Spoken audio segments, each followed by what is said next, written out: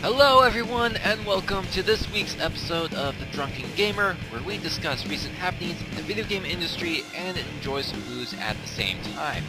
This week I'm helping myself to my favorite, possibly my favorite mixture of hot chocolate and whiskey.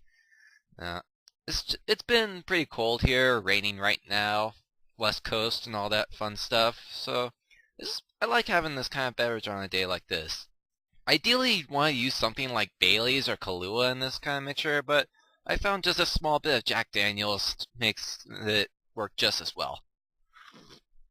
Yeah, that hits the spot. So anyway, let's get right to this. Now, this week's been pretty slow, I'll admit, and there hasn't been a whole lot going on compared to the last couple episodes where we just had shit going on all over the place. You know, stupid people, politics, more stupid people, and all that other stuff. If you if you missed the last couple episodes, then go ahead and check out the YouTube channel. It's in the history, and then just look for those videos. I don't know, you know how to use the internet, don't you? Just go get it yourself. Anyway, so I've been looking through my news feed the other day, and I saw a press release from Nintendo talking about their game plan for the Wii U. Now, the Wii U has had a bit of a slow launch, but those of you who've been paying attention to the past couple consoles that they've come out with would probably know that this is kind of par for the course. But, so, the difference, I think, in this situation is that Nintendo is being more upfront about what they have planned. So in this case, they put out kind of a, I don't know what you'd call this, a bit of a press video, I guess, talking about their plans. So basically, they've got this planned up for their first party titles. They've got 2 Zelda games coming up, one of which is an HD reimagining of The Wind Waker, which is pretty good, and a brand new Zelda game that they're describing is rethinking what Zelda is. Now, so far they've been teasing like being able to take on dungeons in any order and multiplayer. So that's gonna be pretty big. Multiplayer Zelda sounds pretty cool. The series has traditionally been single-player, with the exception for off titles like Four Swords Adventures. So, a true multiplayer Zelda game, I think has a chance of happening. Anyway, Nintendo also revealed that there was going to be a new 3D Mario game, something like Mario Galaxy, or maybe something different altogether. Who knows? There's also a Yoshi game from the team behind Kirby's Epic Yarn, as well as a new title from Monolith Soft, who worked on Xenoblade Chronicles. This title looks like an action RPG from what we've seen in trailers, with a little bit of Monster Hunter mechanics in it. Hold on. There you go. Warmth. Now, the piece that got my attention is when they dropped a bit of a tidbit, very casually, mind you, that they were working on the collaboration with Atlas to make a crossover game involving Shin Megami Tensei and Fire Emblem. Holy fuck! Like, I am a huge Megaten fan, and just the thought of it is just getting me fanboying right now. I mean, I've also recently discovered the joy of Fire Emblem thanks to being part of the 3DS Ambassador program, so I got Fire Emblem, the Sacred Stones, free, and I've been playing that. And I just love the story, the combat makes just so much kinds of sense, but it's also pretty challenging because every decision you make has consequences. Now, the question is, how do they plan on doing this kind of mix? I mean, we've got 2 completely different franchises here. Are they gonna go with the strategy RPG setup of Fire Emblem or the traditional RPG setup of Megaten? Are there gonna be like demons involved? Are we gonna see like the past characters from Fire Emblem? I don't know. I'm just so excited about what this could potentially mean. I mean, who knows what can happen with something like this? We got two huge companies working together on a project like that. You can only imagine good things happening. The last time Atlas did a kind of crossover like this was when they worked out a deal with Capcom back when Shin Megami Tensei Nocturne was released in America. I think it was an American release that they did this with. Correct me in the comments if I'm wrong. But they agreed to have Devil May Cry 2 Dante make a guest appearance in Nocturne and eventually become a playable character. Ironically, on this part, Dante in Nocturne actually made the game a better Devil May Cry game than Devil May Cry 2 itself. Now, in exchange, the artists for the Mega 10 series agreed to come up with the Devil Trigger designs for both Dante and Virgil in Devil May Cry 3.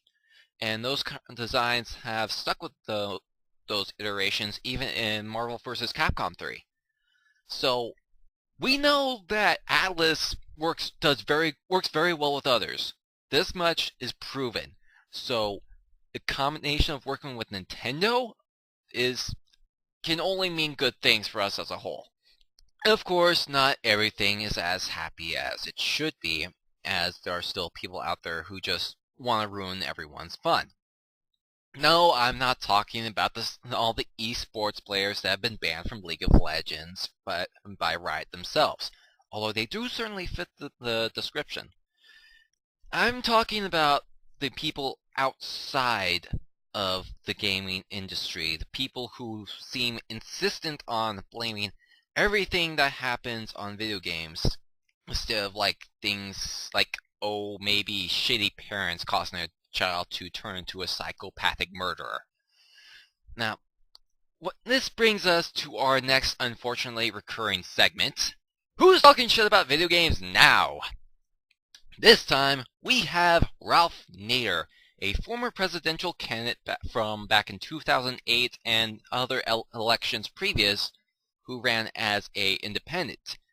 Now, in an interview with Politico, done on the eve of President Obama's second inauguration, Nader has some choice words to say about Obama's planned policies. You know, the typical political vitriol and yada yada yada. Oh, I don't agree with what he's doing. Nah, blah, blah. You know how it goes at this point. Though, at the later part of the interview, he made a pretty surprising comment about the video game industry. It was this phrase where he crossed the line at, saying, I think he should sensitize people that they should protect their children, family by family, from these kinds of electronic child molesters. Ow. Oh no, he didn't! This guy's obviously not in the position to actually affect anything. I mean, he's lost, 4-5 elections consecutively? And this guy, doesn't really have any kind of power over anything, so the chances of someone like Ralph Nader actually trying to do anything against video games in the long run is pretty slim. However, the comments alone just make you think, why the hell do we allow people like this in our government? Don't worry, Nader's career as a politician is pretty much dead at this point anyway. Oh, by the way, drinking game from last episode, every time a politician says or does something stupid, take a drink. Ah, there you go. And speaking of dead things, THQ! Yes, this company is sadly no more, as earlier in this week, all of their assets have officially, almost all of their assets have been successfully auctioned off to various companies. So the company is pretty much gone at this point, with the exception of a few titles and franchises and studios still waiting for acquisition from prospective buyers. So let's see what we have here. Sega picked up Relic, the people that made behind the Warhammer video games and the Company of Heroes series, while Koch Media, parent company of Bloody Torso aficionados Deep Silver, snagged Volition, who developed Saints Row and Red Faction.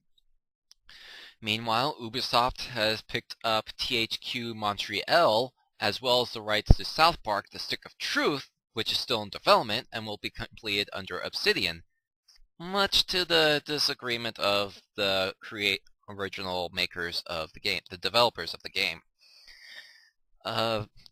Meanwhile, Crytek has snatched up the official rights to Homefront, and Take-Two has made up off with not only the WWE franchise, rounding out their sports catalog, they've also snagged the oh, excuse me. They also snagged the new title Evolve that THQ was originally working on and had apparently projected to sell 4 million units. Now, of the franchises that have yet to be auctioned off, Vigil Games and their Darksiders series has yet to find a home for anybody. No one has even placed a bid on this franchise yet. The only one who has expressed any kind of interest was Platinum Games, who was behind the recently released Anarchy Reigns, as well as Bayonetta, have expressed interest in buying out the Darksiders franchise, mind you, for cheap. Which you can kind of understand considering they're a pretty small company still, but still, it's kind of surprising on that front. Now, this whole situation with THQ isn't really of any kind of surprise, since the company has been struggling financially for a really long time, ever since they decided to make the jump to making hardcore AAA titles and moving away from all the kid-friendly stuff that they had been working on previously. So, basically, what amounted to after this was a humongous series of poor financial decisions, constant delays of games. I mean, I don't know how long the South Park game has been in development. And it's just a lot of bad decisions on their part.